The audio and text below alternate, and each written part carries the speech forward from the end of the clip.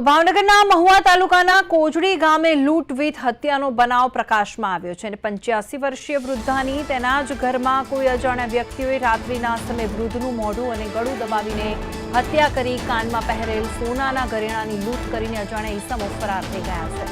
પૂજીબેન નામના 85 વર્ષના વૃદ્ધ મહિલાની હત્યા બાદ ફોરેન્સિક પીએમ કરાવવામાં આવ્યું, જેમાં હત્યાનો ભેદ ખુલ્યો છે। મહુવા ગ્રામ્ય પોલીસમાં મૃતકના પરિવારજનો દ્વારા અજાણ્યા ઈસમો વિરુદ્ધ ગુનો દાખલ કરવામાં આવ્યો છે અને સમગ્ર ઘટનાને લઈને મહુવા ગ્રામ્ય પોલીસ દ્વારા લૂંટ વિથ હત્યાના બનાવની તપાસની પીએસઆઈ સંજયસિંહ ઝાલા દ્વારા કરવામાં આવી છે।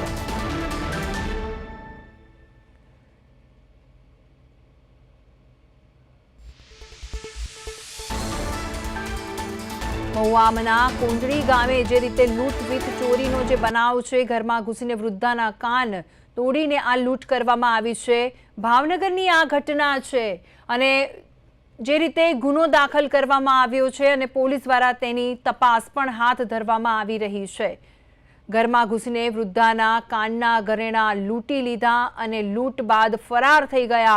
ઘરેણાની લૂંટ કરીને અજાણ્યા ઈસમો ફરાર થઈ ગયા છે અને જેની સાથે આ બનાવ બન્યો હતો તેમણે પોલીસ ફરિયાદ કરી છે અને પોલીસે આ જે ઈસમ છે જે ફરાર થઈ ગયો છે તેના વિરુદ્ધ તપાસ હાથ ધરી છે।